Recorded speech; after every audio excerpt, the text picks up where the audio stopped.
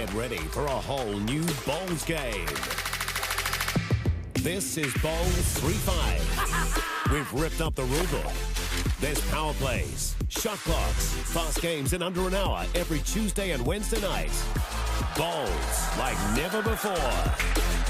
Bowls3Five starts October 23 live on Sky Sport. Proudly brought to you by Somerset Retirement Villages.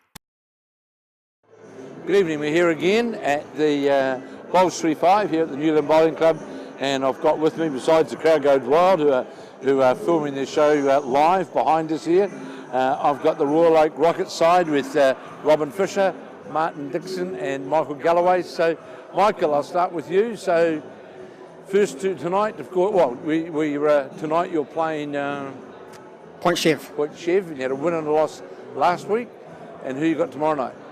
We've got the Gore Rams tomorrow night. Gore Rams, right. So how are you enjoying it so far? Oh, it's great. It's phenomenal, actually. Yeah, it's nice to be involved in the inaugural Bowls3Five. What do you think of the format? I think it's brilliant. It's brilliant. It's 5 ends per game, per set. You know, it can go either way pretty quickly. And the power play is pretty important, actually. It is. When to play it, first set or second set. You know, we just have to see how the game's going and then decide to play it. And really, I suppose the teams, as the weeks progress, are getting more and more akin to the format, and you know what to do, what you don't do, and when to do things. I think it was a big learning curve the first night for everybody. I think it was. Yeah. So, how many years have you been playing bowls now? Oh, I started when I was 18, and then I gave up. I think I was 35. I had 14 years off, and then I've come back. This is my 4th year back. And of course, those days you played for New Zealand, etc., and the mighty Manawatu. Yeah, Manawatu, yeah. Some good players down there. We had Peter Shaw, Andrew Cedar, and Kevin Wing, and all those players there. I know Peter Shaw's been watching these interviews that we've been doing from Brisbane. I know that. Oh, so, good. There's been a number of people who, So I just think that it's a great thing to get greater participation in the sport, isn't it? Oh yeah, a lot of sports are sorting their format to encourage people to come and play, you know. So Martin, this is a new format for you as well, and you're enjoying it? Absolutely. It's not my preferred, but yeah, I mean, this is what can introduce young people to come and play the game. That's what it's all about. Absolutely. So it's not really about us. We're just fortunate that we've, been dragged in to play this, and it's really fantastic. The media stuff is a bit daunting, but I mean, but no, I really enjoy it, yeah, so it's been fabulous. Yeah. So the Royal Oak Rockets, of course, has come about by what a great support out there, haven't they? Yeah, no, they're good. Oh, I don't think there's anyone left at the club. I think they're all. I think so. I think they're all here. Good, yeah. So the Royal Oak has come about, which I think is a fantastic move, the amalgamation of both Hillsborough and Onehunga, two iconic and long-standing clubs in Auckland. Absolutely, yes. And of course at Bowls New Zealand, I can tell that we're advocating, of course, that the more clubs, it's just reality. And so how's the merger gone? Is it? I think everybody was a little apprehensive because we had two very domineering clubs, if for want of a better term. But it's like two families joining together, and it's gone really, really well.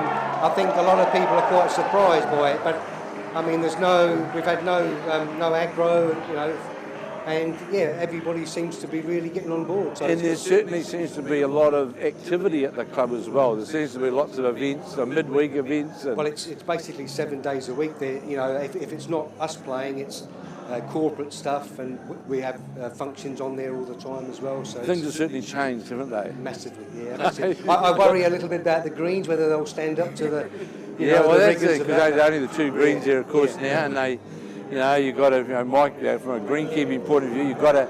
Yeah. It's hard. We have a hot summer. Absolutely.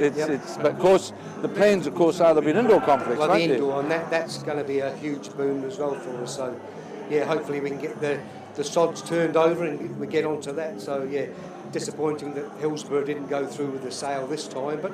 It will in time. It's not the end of the world. Sure, it'd be nice to be sold and get the wheels in motion, but let's face it will happen, and and is there more members coming into the club now? Is there? We've actually got more social members, I think, now than we have actually bowling members. So I'm sure I'll stand corrected, but around the 300 or more. That's fantastic. Absolutely. Yeah. So I can remember when Onehunga in the real old days when they had about 300 playing members, and Hillsborough would have had up there in those high twos, and then of course everything went downwards, and only Hunger got down to, I don't know, about 70 or 80, and Hillsborough might have been a similar number, but now with the advent of social bowls and social membership, well, that's where the future is, with those people that morph from playing social bowls into the real game, for the want of a better term. Well, I think the other important thing, Martin, that's got to be considered, and I send a note out there to clubs about this, is the more people that you've got and the more activity that you've got,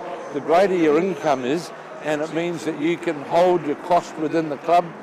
You can employ greenkeepers, and you can have a view. The minute you don't have activity, you don't have income. That's right. You just, as we've seen now around both New Zealand and Australia, there's certain clubs where it's struggling. So, the new Royal Oak Club is certainly now well on the map, isn't it, to be up there with the Nine Eyes, and which is a great complex. And once the indoor complex, of course, is built, it will be just like a Nine Eye. Badly needed in Auckland, and let's hope it can not too far away. We're certainly looking forward. Well, I am anyway. I'm looking forward to it, so it's good. So, Robin, the little one, Chookie. Yes. So how did this Chookie come about? It was my son. He reckons that I'm like a chook. I'm always clucking around everybody, looking after them. So he just calls me Chookie. I must say you played very well in that second game last week against the Wellington side, against the Stokes Valley side, with Blake Signal and Seamus Curtin and Lisa White, the pretty strong side. And I think you set things up well for the boys behind you, which is very important in this short format, isn't it? It is very important. That's what, you've got to try and be there straight on the jack, so that it helps the other, your team members along. And you're enjoying the format? Love it, yes. Great. Love it. You're enjoying the talk, the whole event. I feel privileged to be asked to come part of it. Well, it's good. I think it's great that and I think a positive about Royal Oak being involved, and it's a compliment to the newly merged club that you're here in this first major televised event, and it's great to have you all here. And it's so. Where did you start playing your bowls? I started at Ponsonby Bowling Club. Oh, right, okay. Yeah, that was where I first started. And I was there, I've been playing for 16 years. I did most of my bowling there, and then I left there and went to Sandringham for 12 months. Is Sandringham still going? Is that yes, still? It's been changed now to Central. Oh, right, okay. And then I was there for 12 months, and then I left there and went to Hillsborough, where my husband was playing, and that's how it's come all about. And you're enjoying the newly formed club? Yes, really good. It's really good. It's just like one big family, really, Everybody gets on with one another, and it's mighty. So you've won a few centre titles and other titles? I haven't won centre titles, right. I've won club titles. You won the club singles last year, didn't you? Yes, correct, yes. And you're in the Auckland squad or side? No. They haven't seen you yet? No, they know. Right, okay. We've got to fix that, okay.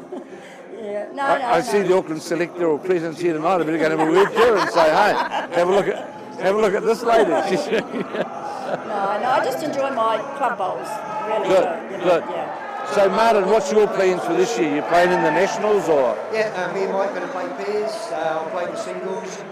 We've talked about going down to the fours, but with work commitments and Mike with it's going to be hard. It is difficult. And what's your thoughts now of the change in new format of splitting the Nationals up? There'll be people out there that the problem we have is that the older people don't like change. No. So you've got to drag them kicking and screaming into the changes. I can tell you, in bowls and golf, the word should be barred because it's changed. Because they hate it. So, and I've said on numerous occasions, and like Mark Cameron and I have had numerous meetings about the changes. And somehow, and I think the merging of the two clubs, more and more this happens around the countryside, we're going to get rid of that. Well, yeah, we have to. Absolutely. Because otherwise the sport won't survive. No, correct. So, yeah, and we're a family basically at our club, and hopefully other clubs can sort of, if they can join together, because the 50 membership clubs are just waiting to die anyway. So. Well, they just can't sustain themselves in reality. It's not going. It just can't work. No, and of course, the other thing which is a plus, I think, for the club for Royal Oak, because you've got the poker machines here as well, haven't you? which is creates a good income stream as well. So, what's your plans for this year, Mike? Yeah, as Martin said, I'm playing initials with Marty and the pairs. Probably not going to play the singles. I've got to do the greens. Occupational hazard, unfortunately. Yeah, it is. Yeah, it is. And this year I've made myself available for Auckland. I see that. So yeah, which is good, mate.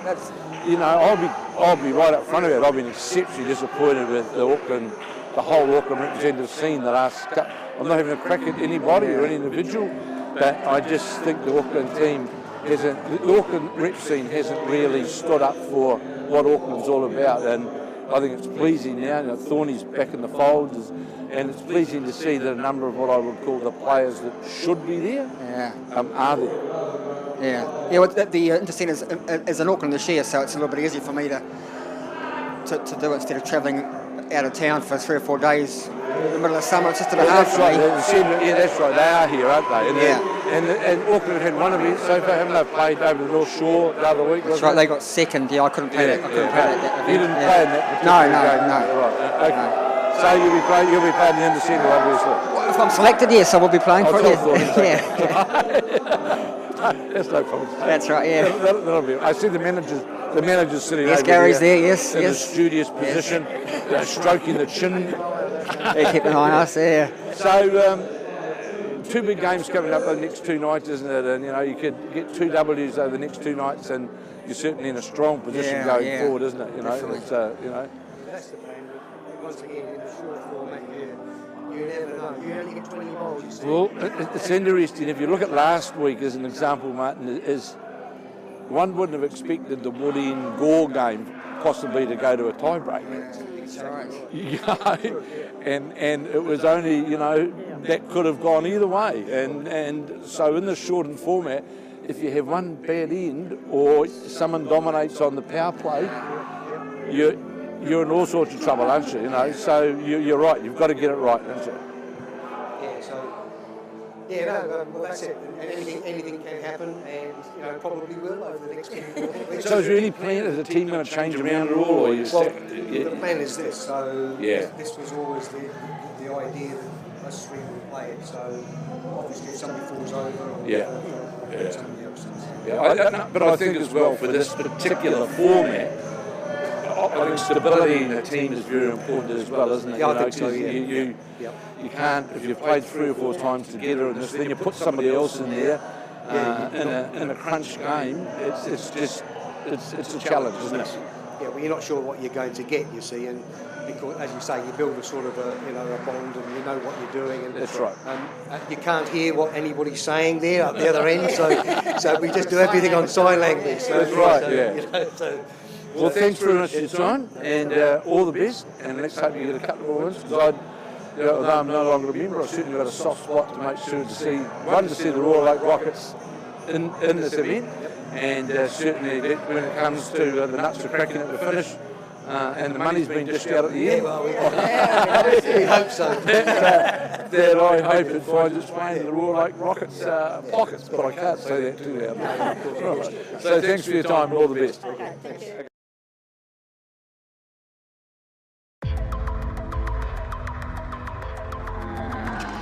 Get ready for a whole new bowls game.